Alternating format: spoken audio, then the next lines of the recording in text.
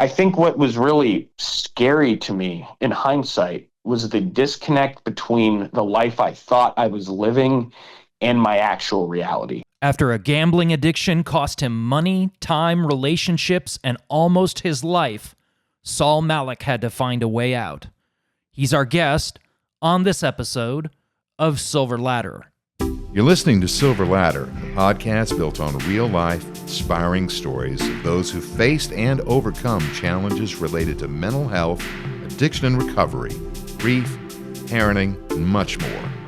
Real, raw, relatable. Silverladder. Welcome to Silverladder. I'm Shane Watson, mental health educator and consultant.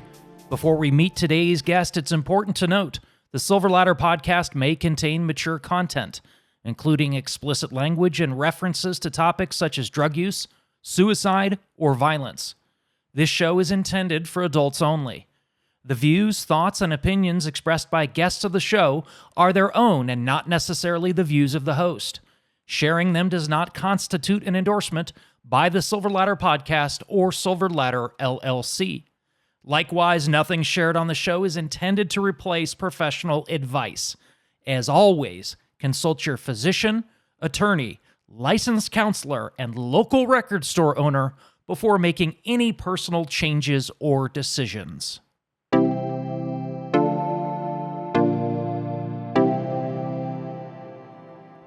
Our guest today is Saul Malek. Saul Malek is a professional speaker specializing in gambling, addiction prevention, and education.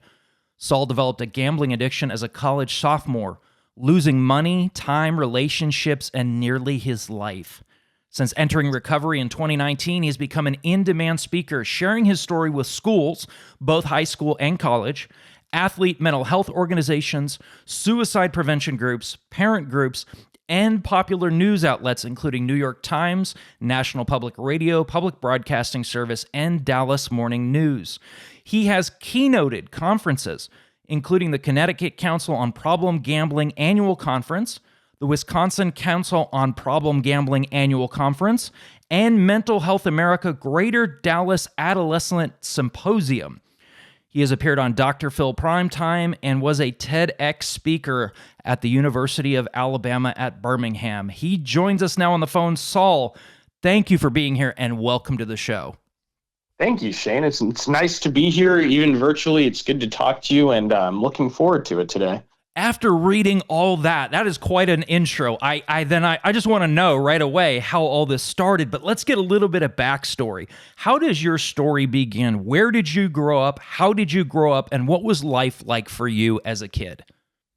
So I'm now living in Nashville, Tennessee. I am originally from Houston, Texas. I grew up, parents that were professionals, but both lawyers.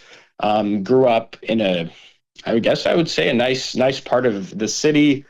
Had my grandparents living right across the street from me growing up, which was always really nice to have extra family support. So we were a tight-knit, really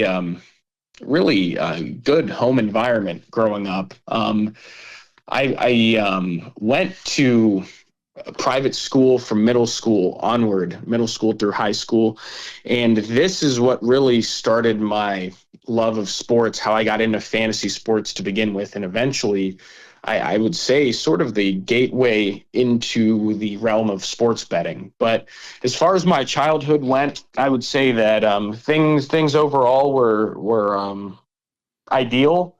Although I will say I did struggle immensely with ADHD related issues. I was frequently being sent out of classrooms for being disruptive. I had a whole host of different medications that my family had tried me on to help me focus and to, be able to coexist with my peers in an appropriate way. And so I think a lot of that also lends itself to the risk of developing a gambling problem, is having that impulsivity. Absolutely. And that impulsivity can not only lend itself to, problem gambling, but whether it comes to substance use or, sex addiction or, whatever, that's the kind of thing where that is a risk factor. And a lot of our listeners on this show are parents. And so that's why I ask about that background, because we want parents to realize what may be a risk factor for their child so that they can give that ounce of prevention and not have to pay that pound of cure. So you talked a little bit about this. You mentioned some of the challenges that you faced, that you liked sports, that you dealt with the ADHD challenges. But beyond that, what were you like as a kid? What was I like as a kid? That's a good question.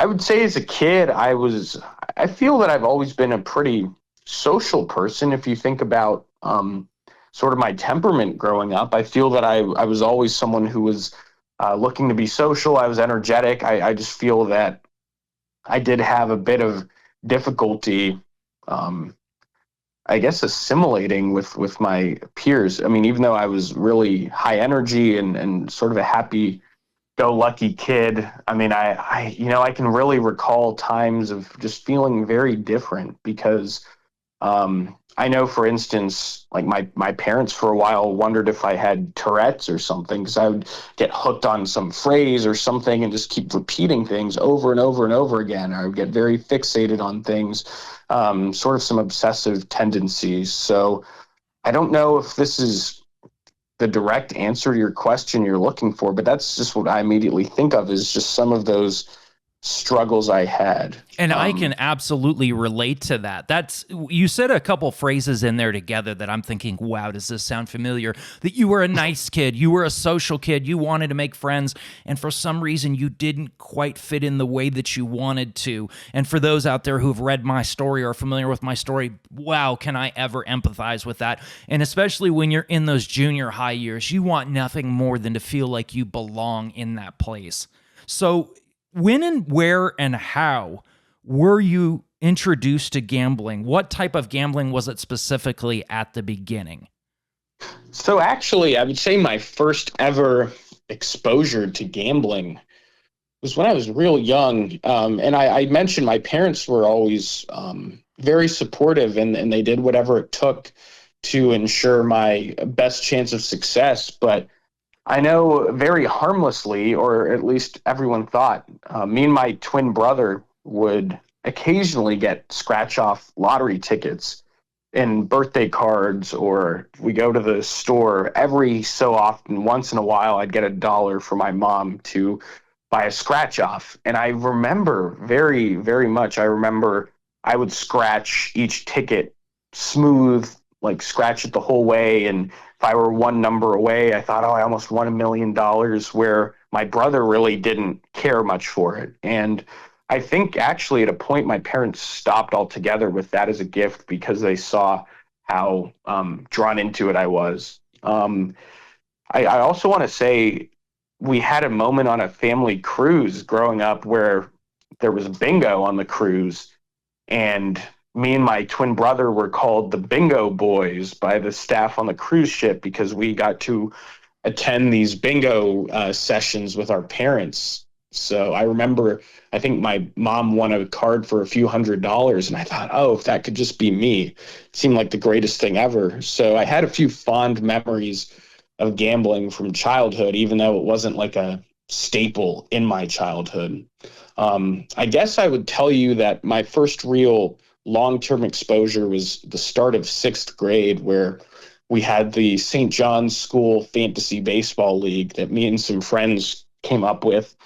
And it was a $20 entry for a full season league. And parents who are listening, listen to this. My mom actually asked the question, is this gambling? And I said, no, we're just putting in $20 for the whole year. It's not gambling. And so it actually was something I was really obsessed with and invested in, not just for the finance, but for the bragging rights and the action, a lot of the same stuff that I craved when I was really sports betting. So early on, when you talk about that initial exposure, the scratch tickets, for a lot of parents and a lot of kids, that could be a very harmless thing, but you see the difference between how it clicked with you versus your brother, two siblings from the same family sharing much of the same genetics, but with hindsight being 2020, knowing now that you look back, knowing what your story turned into, those signs were there, but they're so subtle. And as a parent, when you've got a young kid like that, you're giving a scratch ticket, for a birthday or whatever, you're not going to be focusing in on those sorts of things. And I get it as well, asking the question with the $20 entry fee for the fantasy baseball, is this gambling? The no answer is easy to accept because it's like, okay, that's right. I guess I'm overthinking it. It's my son having that fun. Sort of thing. Yep. For sure. So where was the gambling that began for you that started to get out of control? Did you remain a casual gambler for a while, or did it click for you right away? Like, obviously, when you were younger, it sort of flipped that switch a little bit. When was the gambling that started that began you down the path you ended up going down? I would even say, and I've talked about this on a few interviews about how in high school, I think it really did start in high school. I had a casino app on my phone. It wasn't for real money, but I remember that being something that I played throughout the night, that I played quite frequently, like Big Fish Casino. And I was using fake accounts to copy other people's profiles and then try to scam people out of their currency on the game and play roulette till like 2 a.m. And I felt like that was something that really occupied a lot of my time, although I gave it up before college because it was clearly a waste of my time. But I would say that already was like some unhealthy behavior with gambling in high school. And then I did my senior year of high school, DraftKings, like daily fantasy lineups, which I was able to do and put in a couple dollars. And I was already putting entries on weird things like golf and MMA and esports that I knew nothing about because I enjoyed how it felt. But as far as the really out of control gambling, which was in my college days, starting my sophomore year, that started from being introduced to sports betting with a bookie through a friend of mine. He had texted me and said he had a bookie. Do I want to get in and do some sports betting? And that's where it started in 2017 with a little $10 bet on a baseball game that was such a decisive win. My team won by 10 runs that it convinced me I knew what I was doing with this, that this could be something special and this could be really great for my future. And that's how it really got started. I'm sorry, now I feel like I forgot what the full question was, but it started there. It started with this baseball bet that gave me this delusion from the get-go about how successful I would be with this. No, that answered the question. And I think probably just about everyone that is in recovery from gambling addiction in those early days had a moment like what you're describing there where they convinced themselves, I have the answer. I have the secret. I know how to do this. Everyone else out there, no. But I've got this figured out, especially as a young person. You were very young at that point.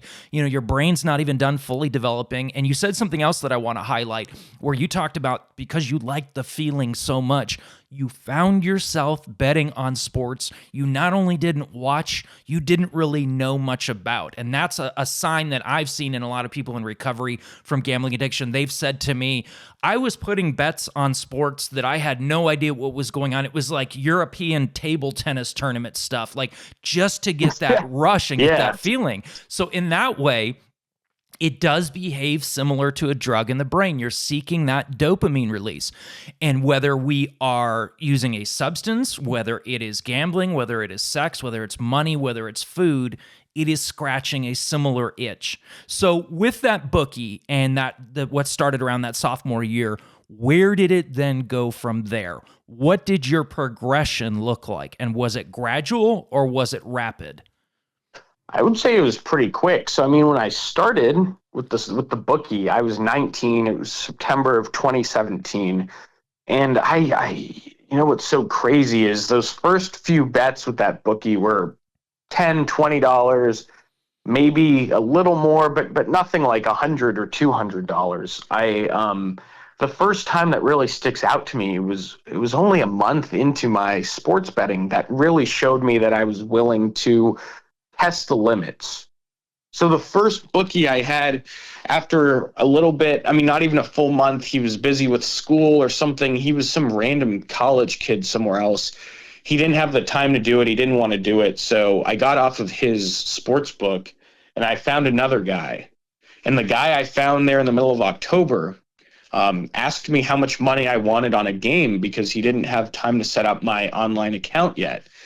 And that allowed me the freedom to just make up a number. And I think that even showed a month into my sports betting that my way of thinking was not in reality. It did not consider any long-term implications. I told myself, well, shoot, he's giving me the option. I said $250. I saw a basketball game I really liked. And that was the first time I want to say I'd gone even over like 100 on a game. I said 250, Suns over the Kings, and the Suns were able to hold off and win that game. And I won like $270 or something. And so I just remember from there being able to then get credit lines that were like $500, $1,000, whatever, because I could now see that I could win those bets. It would give me quicker money. And I would say, too, describing it as a quick progression makes sense to me because I just have some vivid recollections of times within those first few months. And I apologize because some of the dates are a little hazy for me just because I feel like there was a lot going on. But I know within the first couple months was when I started dating my girlfriend at the time from college. And on our first date, when we were out walking in the park, it was late at night too. It was weird, but we were out walking in the park and I was checking live scores of Japanese baseball games. And I remember I wasn't even betting on the full game. It was already the seventh inning of some game. And then I started to bet on the game from the seventh inning and beyond. And so I remember it interfering with some of those early dates and interactions. And I will say this too, because I'm sure a lot of your audience knows a lot more about drug use or alcohol use as a problem. But the lying was present pretty early on too, because my girlfriend started to express her dismay with how frequently I was gambling, how frequently I was talking about it. And I made sure to tell my roommates, like, don't talk about it when she's around. Don't bring it up. Like, she can't know about it, because I needed to be able to continue just in private. And the same applied with my family too, when my mom started to see some of these transactions into my account, because the bookie would pay me through like Venmo and then I would transfer it to my bank account, which my mom would then see.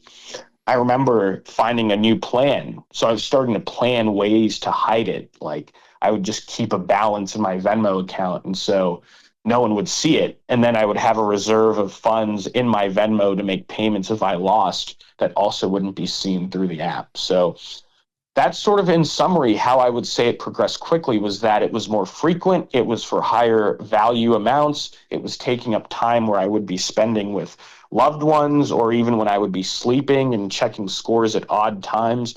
And I was starting to lie and find tricky ways to continue on in the behavior, even when I had made promises that it was going to stop.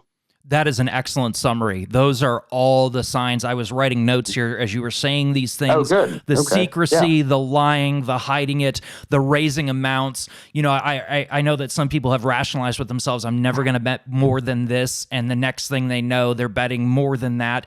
I have a question then about you mentioning some of these frequent signs of it getting out of control. I'm going to ask you this question, if you don't mind defining what it is I'm asking about, in case our listeners are not familiar, and you can answer Sure. yes or no, whether you found yourself chasing losses.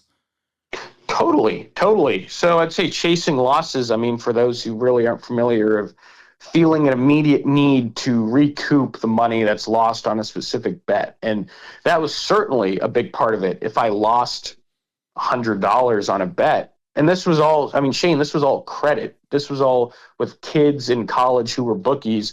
So when I'm saying I lose $100, that $100 wasn't actually lost till I made the payment, which, as time went on, as my story kind of progresses, I stopped making the payments. I would just not pay, block the guy, find a new one, get more credit.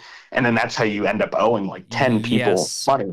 So But you're getting that, in debt to a real human being who it behooves them to get that money because it's affecting them personally. They know who you are. They know your name.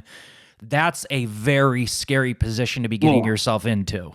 Well, that's the crazy thing, is that for a lot of these kids who are bookies, which I don't think parents know that their kids are being bookies, is that these kids, a lot of them are just agents. They're almost like part of a multi-level marketing pyramid scheme or something, where they are the one facilitating my account on that website, but they have to answer to some higher up. These kids are just like moles in the equation. They're just, like the underlings of the whole operation. They're overseeing different players' accounts. So I don't know that they really have. I think that their interest is the guy above them says, well, you just put this player on the book and we gave them this much credit and now they didn't pay. Like, you have to come up with that money.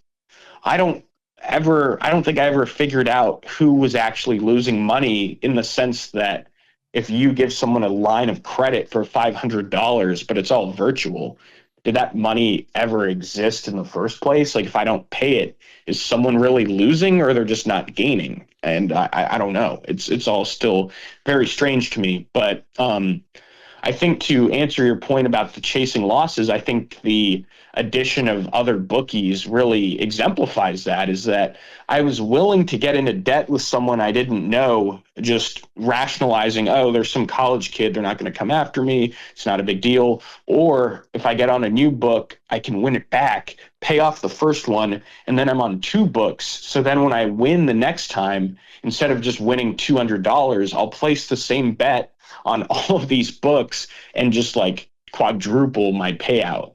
And so that was a key feature of the delusion. But I'll say this real quick, and then I'll turn it back to you. But I think what was really scary to me in hindsight was the disconnect between the life I thought I was living and my actual reality. So like going to a party with some high school friends early on in my gambling, within the first 3 months or so, when I think I still had some significant wins, and being treated like the man. I remember one of the popular kids from St. John's said, hey, I heard you're kicking Bastion's ass on his book. Like, that's so sick, dude. And to be recognized like that at a party of some guy who I'd never be in his friend group because he was way above me, for him to recognize me, I felt like the pimp, the man. And then to be thrown back into this harsh reality of just being some college student who is now losing, who's now working as a waiter to pay off some of these debts later on. It's like, I can't reconcile with that. I have to keep up this facade however long I can, because the reality is just too painful. But I see the appeal of what you're talking about there, being treated like the man, somebody whose social circle you weren't even in before. And inside you, there's that middle school Saul who wanted to fit in and wanted to be liked and didn't fit in. And now high school or early college age Saul is getting that validation beyond the appeal of the gambling, the hit from the gambling. That's kind of scratching an itch that you had as well. So there's another thing to it there where you're getting feel-good neurotransmitters as a result of that. So around this period of time, looking back at the time we're talking about right here, do you feel like there was anything that someone around you could have done at that point to stop you from heading in that direction? And if so, what? That's an interesting question, and that's something I wrestle with when it comes to the speaking I'm doing, where I think in some of these cases, like, what is the angle? Like, is there a point where someone is so mentally checked out that telling them, oh, this isn't a good idea, is just lost on them? And that's why I'm kind of thinking this over. I think that people, at some point, I had some friends who say, yo, like, chill, like you're doing it too much. But that was only more of a reason for me to prove them wrong and keep going. I get that.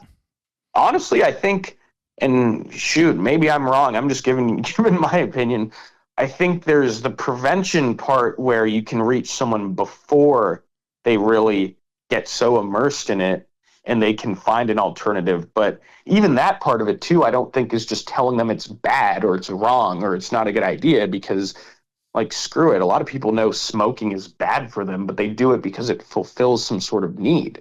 So I think the whole point of prevention is to give alternatives that are healthy, that are sustainable, that someone will be attracted to, that they use in place of gambling, Exactly. drinking, or whatever. Yes. So yeah, I think that would be the prevention point. And then I think when someone's really in it, at a certain point, I think they just have to, and people say, do you really have to hit a bottom to turn it around? I think there has to be some level of pain to change the behavior. Otherwise, I'm just going to keep doing it over and over and over again. Absolutely. Pain. That's what changed me, waking up in jail, thinking I had lost everyone good in my life, looking at 3 to 5 years in the Arizona Department of Corrections. That will get some lessons to sink in that hadn't sunk in before. And I like what you mentioned about your work in prevention, and it mirrors my work in substance use prevention. You can't just get up there and tell those students, well, don't gamble. Like, gambling's bad was the phrase that you used. You are absolutely right. I can't go up there and tell them, well, don't do drugs. Okay, then what do you do? Because life is stressful. How do we get happy? How do we get a natural dopamine release? And so I love that you're like, you have to not just say, don't do A, here is B and C and D that you can do. Another thing I want to highlight that I really like that you said that I read on your website, and this again mirrors my approach to what I do. Somewhere on your website, you said there's a phrase that you're like, I'm not anti-gambling. And that reminds me of something I posted on Facebook a few weeks ago. Somebody was promoting my podcast, and they referred to me as an anti-drug educator. And I'm not anti-drug. I'm not anti-alcohol. I'm anti-misery, and I'm pro-joy.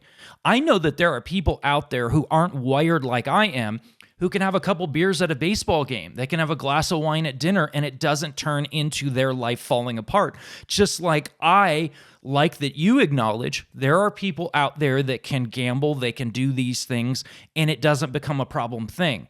But we have to not be naive about the reality of the fact that there are going to be so many new people in this new generation of gamblers that are going to have that problem. And so I want to acknowledge that you say that you said that on your website, and I want to thank you for that, because we need to differentiate. We're not out there trying to bring back prohibition, but we're trying to prevent people from having their lives fall apart.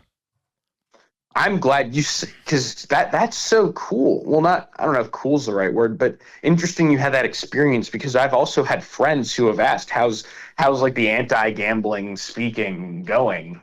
Or they'll say, oh, he's like the anti-gambling guy. And I say, I've tried to make it as clear as possible that that's not the intent, because I also think, which you've gotten the point across too, is that it's just also not even effective.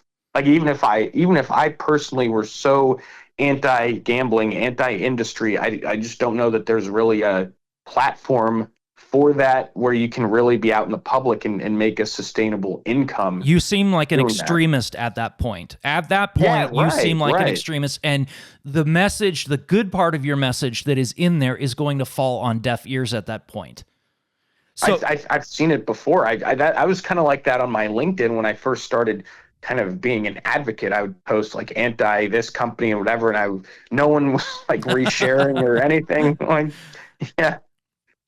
So when did you start suffering consequences as a result of your gambling? When did this happen? And if so, what were the consequences where it started negatively affecting you? Now, we already talked about the things where, it's a negative thing to be hiding things from your family and from your friends, to be on a first date and be checking your phone on Japanese baseball.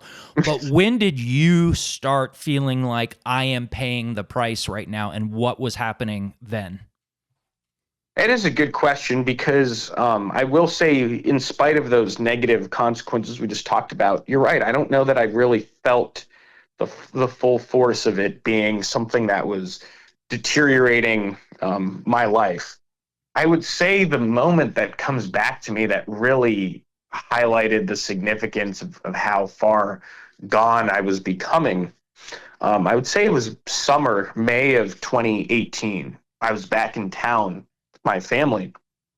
And to this point, I want to say I had gotten to a point where I was now starting to pay money from my own bank account to cover my gambling losses. But at this point, I was able to convince my mom that it was from like fraternity dues or other expenses. So anyway, I was back home, and the Rockets, who's our hometown team, we're Rockets, Astros, Texans fans. The Rockets were against the Warriors in the playoffs, and I remember that the Rockets took Game 5, which was really down to the wire. And I was watching with my twin brother and my dad, and we were all celebrating that the Rockets had won this game. And it was the most horrified I'd ever felt, because I knew inside, oh crap, that was like my last credit for the week. And I bet on the Warriors to win that game, and the Rockets won. So then I don't think I had the funds to pay that bookie. And that's when it sunk in, like, oh shoot, I'm scared. I'm worried. What do I do? And it was at that point where I remember I was able to. No, what I did, I remember because I found the email receipt from it. I was afraid to ask my parents for the money to pay the guy. And so I asked the bookie if he'd give me one more week or if he would give me time to pay it, in which time the credit reset on the website. So I was able to basically bet again the next week. I lost it again. And that's when I then had to own up to my parents that I'd been gambling this whole time. Now I was in like double debt to this bookie. And I want to say they helped me with that payment, but then told me I had to stop immediately. And there were all these rules put in place if I had to show them my receipts or I had to stop betting, things of that nature. And I kept betting from there because I had cleared the debt with the bookie. And then I had to go to my parents again. And at that point, they didn't give me the reimbursement, I want to say. And they told me I had to go get some help and go to Gamblers Anonymous meeting when I started my junior year that August, because they were now seeing it wasn't just misbehavior, that I really had a problem with it. So I would say that was the first real sign. But I mean, at its worst, I eventually did become suicidal from it when it got to the point of having like 20 grand of money that I owed people, and felt like I had completely betrayed my parents' trust, that I had no future in college because I had lost out on all this time. I could have been making connections, and I essentially threw away some of these internships I had because of my gambling, and my girlfriend eventually broke up with me. So I don't know if that's really the in-depth, hard-hitting story. I'm just kind of piecing together these different moments that really strung together and all around made it just a miserable existence where I knew that I was just getting worse day by day. And yet I still had this compulsion to gamble. And I would say this lastly, too, is that it stuck out to me. There was a time where I won on a UFC fight that I bet on. And I remember my roommate had said, oh, like, that's awesome. You won this bet. Like, let's go. And I thought, oh, no, this is terrible, because I knew I would just have to gamble more. And I would have preferred to have lost just to be done gambling with that credit. When did it end up coming to an end for you? Was it a rock bottom situation? How and when did you leave gambling behind? So actually, I go to Gamblers Anonymous, like the 12-step group. I'm still going to those meetings. I give my date, like my abstinence date, is July 18th, 2019. But the context of why I stopped was really because I ran out of bookies that were giving me credit at the time. So my last actual bet was like a few days before that, but I was so desperate to place a bet that I was going on my different betting sites that I had like accounts on and typing in random amounts to place bets on games without having the funds in the account, hoping that it would glitch and give me the bet anyway.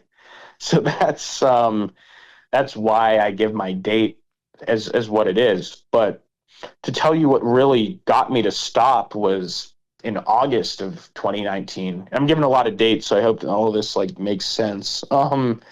August of 2019 was when my girlfriend at the time found out that I was seeing this other girl behind her back. And so she broke up with me over the phone. And that was sort of like the straw that broke the camel's back. Was like, okay, now the girl broke up with me, all this. I was so depressed. And I reached out to my sponsor from Gamblers Anonymous and asked him if he would tell this girl that I've changed and to get back with me if I could go 6 months without placing a bet. And he essentially told me that he wasn't going to do that, and just how serious my situation was, and that I would likely die from gambling soon if I didn't really take it serious, take recovery serious, and work on changing my life. And so that was like the motivator at first, was to try to get this girl to think differently of me. And then as I found recovery working for me, I just thought, I just need to save myself.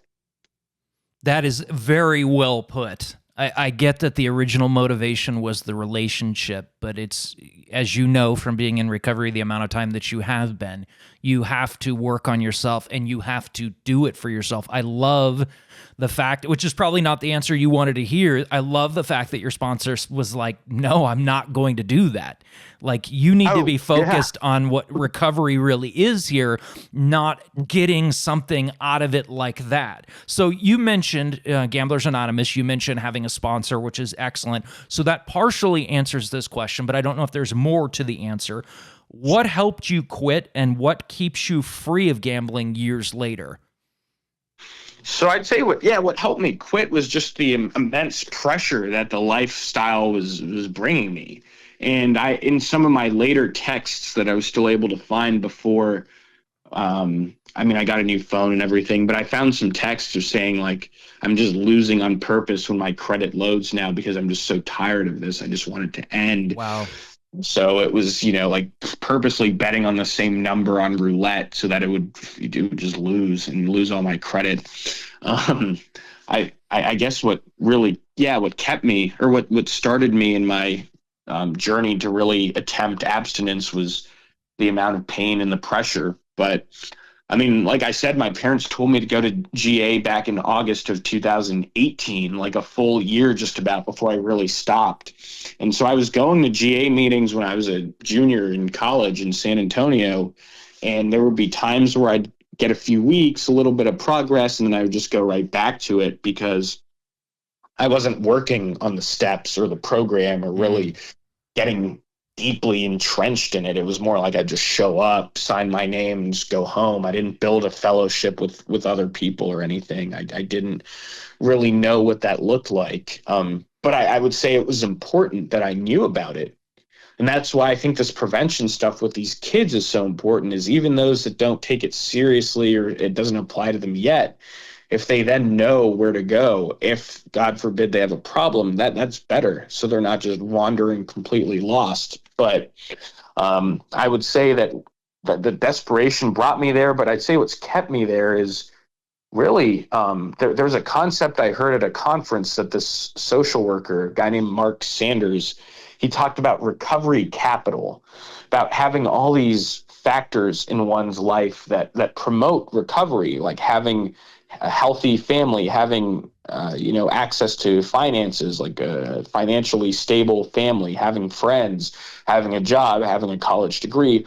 All these are like protective factors that would encourage me to stay on the right path. And so I'd say that having this better reality that I can clearly see is better is enough motivation to say, well, I know that this is better than the alternative.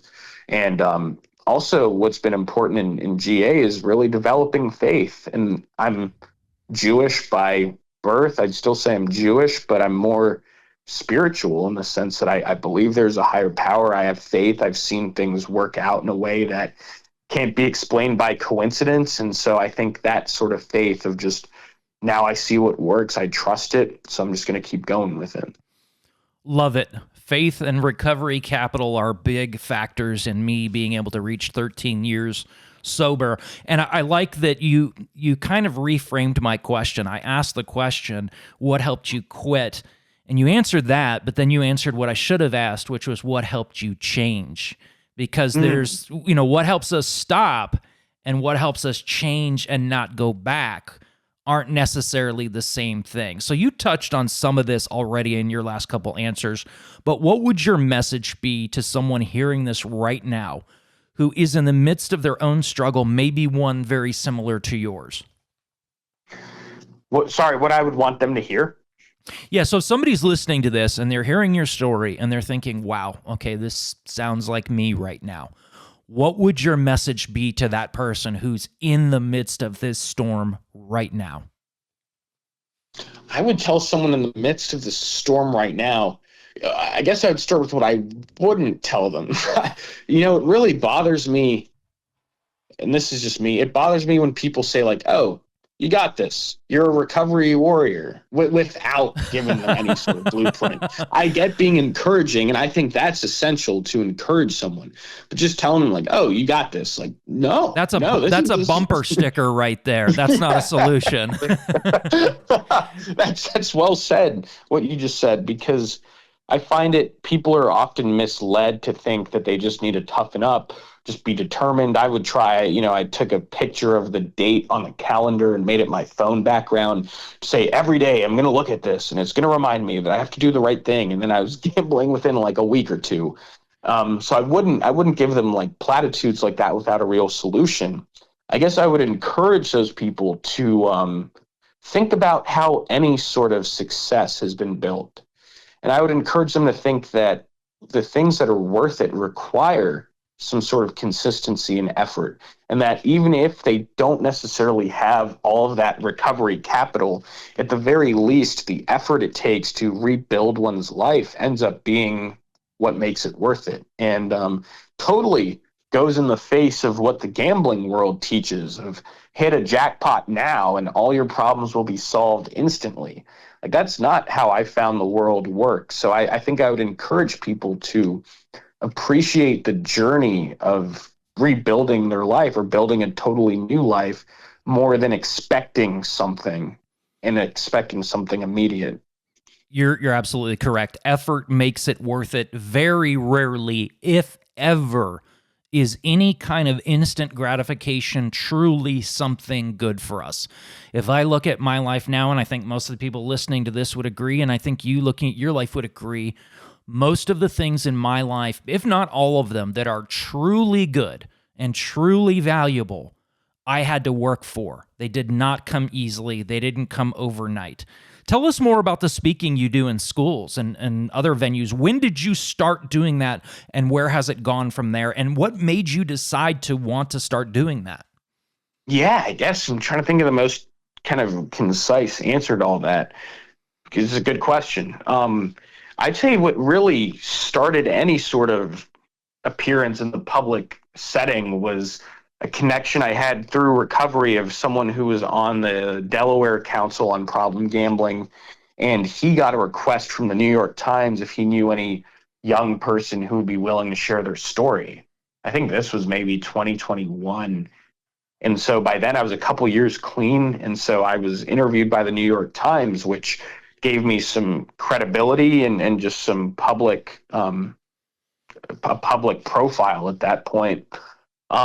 Really, it sort of came about as a byproduct of what I was doing at the time. I was actually in grad school to become a therapist, and I didn't end up finishing that degree, but it was my goal to help people with addiction. And I had the idea that I should go back to my high school and give them a talk about gambling, just because I was seeing it all over. And I thought this would be an interesting topic for one of their chapel talks that they do during the week.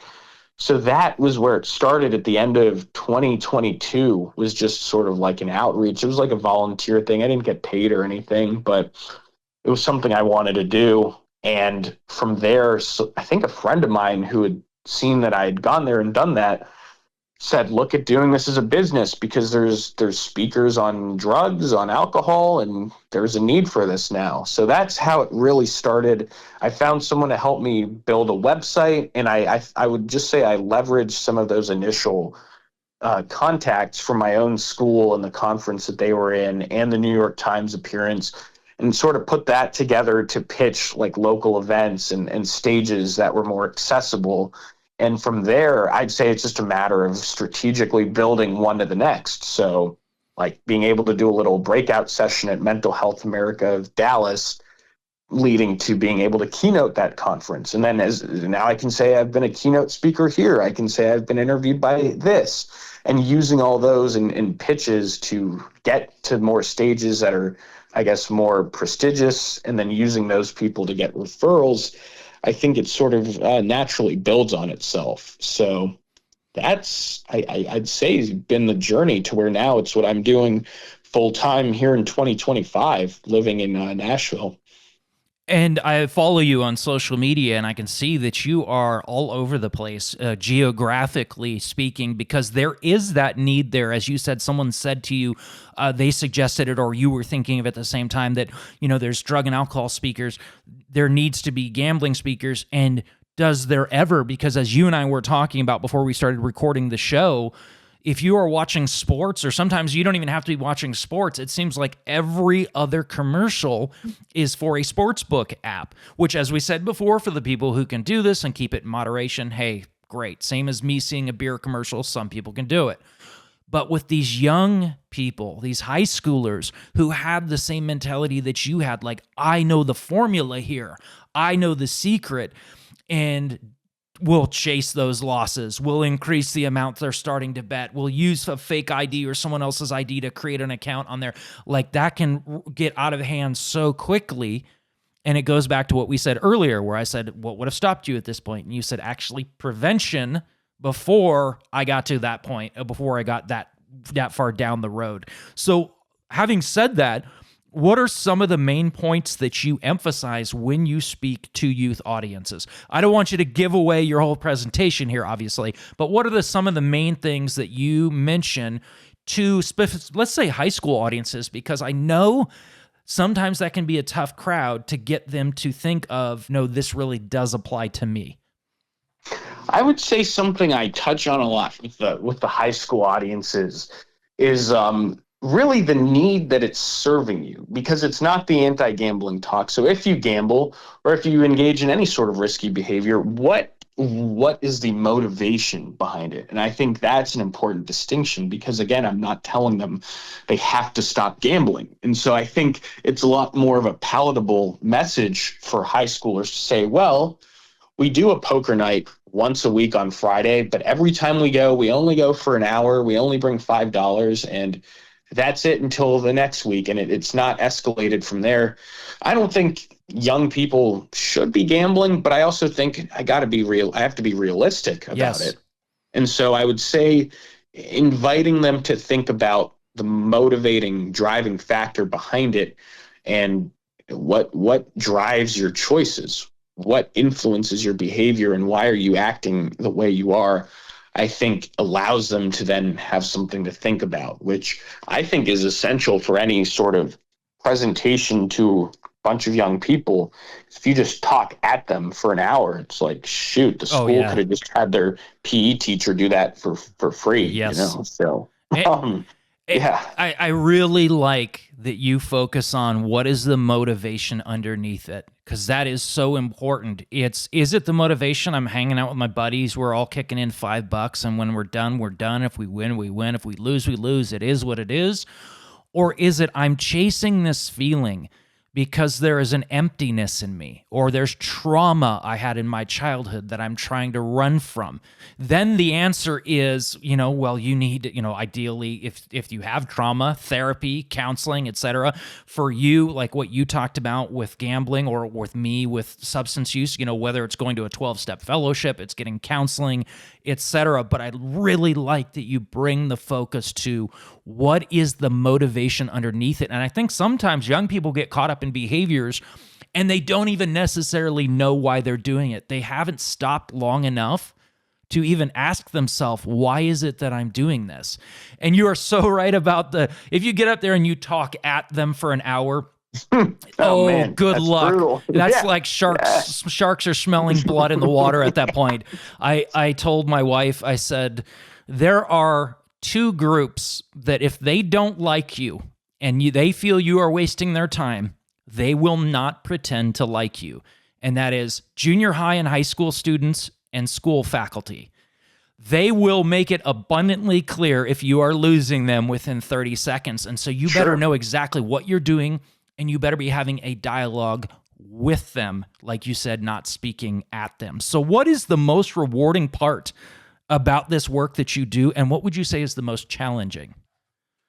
I'd say the most rewarding part is being able to be in the position to have these conversations, because I feel I can speak the language so well with students. I feel like that's rewarding to say, you know what, they didn't pawn this off on their art teacher or something. They did bring in someone who actually can speak the language as if they were a peer. I mean, in a respectful, appropriate way, but really talking like someone you would have gone to school with, where it's digestible, where they are willing to have those conversations.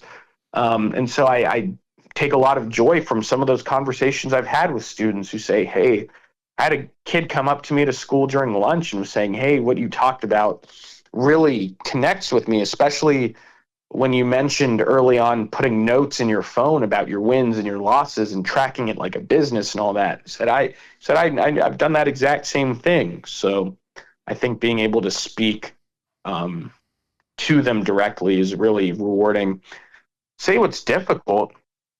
I mean, just logistically, it's difficult not having a set salary. It's like I'm hunting gigs, I'm hopefully getting referrals from places, getting like conference keynotes, but it's required a different level of maturity, I'd say, to be able to balance it all, because I'm 27 now. A lot of my friends want to go out, and the way to hang out with people is to go get lunch or get dinner, or we're going to go to this festival, or we're going to do that. And it all costs money, which I feel I need to do a better job of budgeting, because then I want to spend money to put up a demo reel. Like I put in money on that just recently to have my speaker reel created. And so I'd say it's challenging, just running a business, I guess, is what it is. And I don't know. I'll ask you this too, because I know how much speaking you've done. Do you find it difficult or even guilt-ridden to have to explain to someone that what you're doing is for profit, it's a business, and that, you know, you can't like lose money to fly out somewhere to present? It's just not feasible. But then I feel, and maybe you feel this way, of like, well, if I really cared about the kids, I would go and do it. But that's just not. That's a reality. very It's good not reality. question. No, it's not Yeah. reality. You know what? You have to make a living. I have to make a living. And what we are doing is providing a service, and it is a very valuable service and is very much needed right now. I mean, you just take a look at society and it'll make it abundantly clear they need people who do what we do. To answer the question about how I feel about asking for what my fee is, and yes, like yours, I don't have a set fee. It is sliding depending on many factors in the situation. Early on, I hated coming to the money conversation, like, because it's like, it was so uncomfortable. I'm not very salesy. You know, I had a sales job once and I did not do very well at it. I don't like trying to like do that. But as time has gone on, and I've had some really wonderful people around me, my wife included, she's one of my biggest advocates, where she's like, no, you are worth every penny of this. And I know what you do, and I've seen what you do, and I've seen the results of what you do. And this is genuinely, truly saving lives.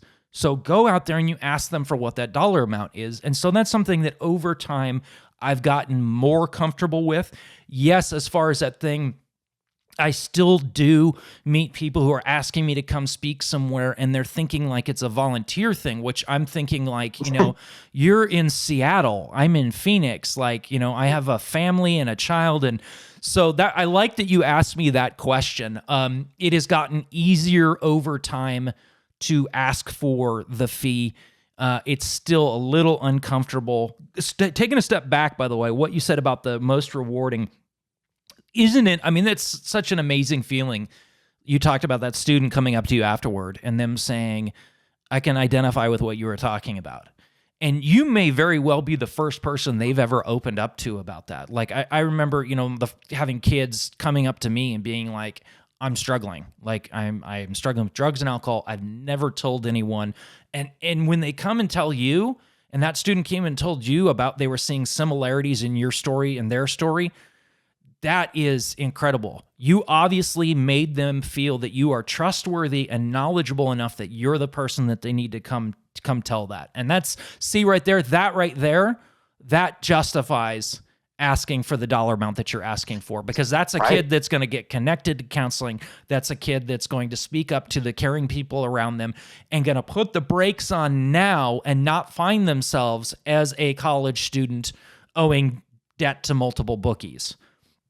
So I completely, I agree. I think, if you, I used to think it was corny, but I think it's true. If you can save one kid from doing this, I mean, it also affects the school. It could affect the school's reputation. What if that school then has an article, some kid got murdered for his gambling debt or something? I mean, it's all in the realm of possibility. So exactly, they're doing PR management. They're investing in the student's well-being. And I agree with you. I think that, it's a very specialized skill set. And for the school that says, well, we can just go find someone local from a GA meeting, I guess you could try, but there's also a way to structure the talk and connect with students that I don't think just any story of recovery would necessarily be what you're looking for. No, there is an art to it.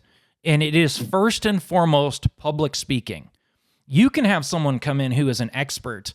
They can have someone come in who has a PhD, and that doesn't mean that they're a good public speaker. First and foremost, what you are doing is public speaking. You are connecting with an audience, and if you don't have that locked in, rock solid, good luck, because all of the great information that you have, or the tools or the solutions, are going to fall on deaf ears.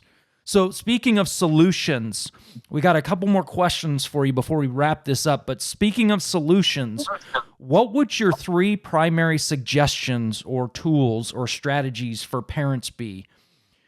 For those who may be listening, for parents listening, what would the suggestions be when it comes to preventing their kids from going down the path that you did, or perhaps in terms of their child's general mental health? What would your suggestions be to parents? That is a very good question. Because I also do parent presentations for some of these schools. One of them that I really like is self-preservation for the parent is, I think, not talked about enough. Is that we're always focusing, I say we, I'm speaking generally, but I think society is so focused on how the parent can really protect the child at all costs. But I have to say, and maybe you agree with this too, that I think there's got to be lessons for the parents on stepping away or finding some sort of protection for their physical, emotional, financial health if they have a child who is addicted to something. I think that is a conversation later down the line if we're talking about prevention, but it's nonetheless something that I think needs to be brought up, because I don't know that parents really know. It's like we're just going to keep pouring our love and our money into these kids until we have nothing left, and then that's not good for anyone. So I think that's a part of it is identifying how your mental health is being affected. One of the other things is, my sponsors always said this one, so I'll credit him: trust but verify. I love that one. Give your kids some trust. Let them have some freedom, but make sure you can verify what they're doing. So the receipts thing, like, I need that receipt from you for your purchases for the first 6 months or whatever after you quit gambling, so I can see what you're doing. But framing it in a way where the kid wants to participate. And for me, it worked because I actually enjoyed it. It was a change for me to now be accountable to something. I looked forward. Oh, I can show them this receipt and show them that I'm being honest. And so framing it in that way, I think, is good to have some trust. But then I would think the last thing I would say is, I think it's important that parents, to their best of their abilities, keep up with current trends.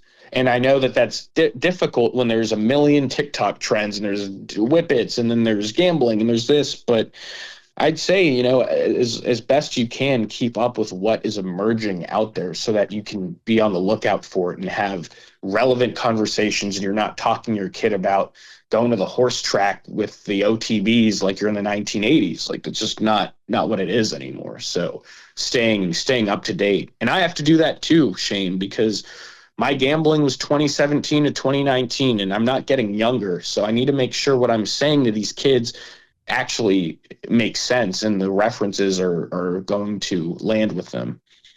That was fantastic. So to summarize those three things: self-preservation, trust but verify, and keep up with trends. Right. I'd like to say something about each of those if you don't mind. Number please. one, self-preservation. Yeah.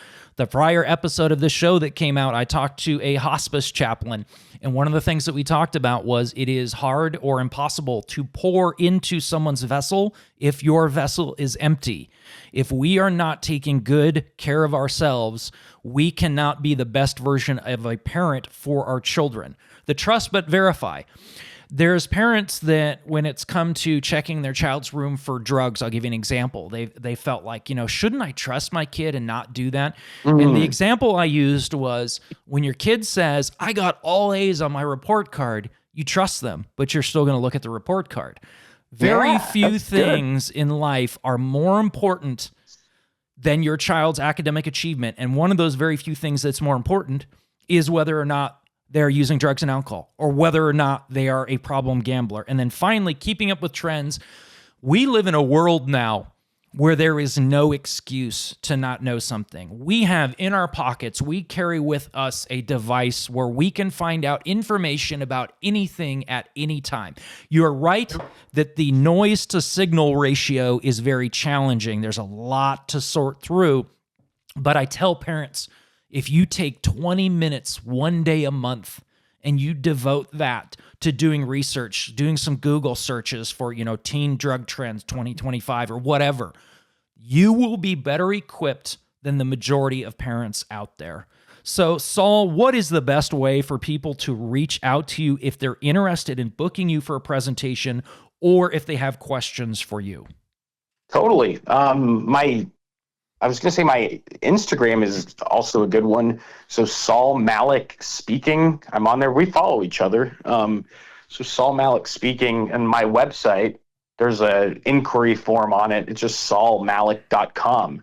So you can also fill that out as well. And I will include the links to both of those down in the show notes for anyone that didn't catch that, didn't get a chance to write it down. It will be in the show notes. It will be hypertext. You can click on it and it will take you right there. Saul, is there anything else you'd like to add or anything I may have overlooked? I mean, I know this was to interview me. I almost feel badly that I didn't get to interview you back a little more, because when I was reading your story, it's really worth hearing. But I guess that's the point of being a guest on a podcast, is sharing your own perspective. But I'm just glad to be here, and I feel that this was really well conducted. You have like a voice for radio. It's great. Thank you so much. I've also been told to have a face for radio, but that's a whole other story. No, seriously, thank you for that, because you know what? I wanted to be in radio from the age of 5 onward, and I like hearing that, because when I do hear my recorded voice back, I hear it and I think, who's the 14-year-old kid? Because it sounds very differently in your own head because of, vibrations. And we're not going to get into the science of why your voice sounds different today. But our guest, once again, has been Saul Malek. Saul, thank you so much for sharing your time with us. Thank you for being our guest here on Silverladder. Thank you so much, Shane. I'm looking forward to hearing the final product. Thanks once again to our guest, and thank you for listening. If you've enjoyed this episode, please share it on social media and with your personal network. If you have questions, comments, or concerns, or would like to suggest a guest or topic for a future episode, please email us at podcast@silverladder.com. If you need resources related to mental health support or treatment, please visit silverladder.com and select Resources from the toolbar menu. And finally, if you have questions about or are interested in setting up a presentation, consulting, peer support, or family support services, please email contact@silverladder.com. Please note that Silverladder is not a crisis resource and is not staffed or monitored 24/7. Thank you for listening to Silverladder.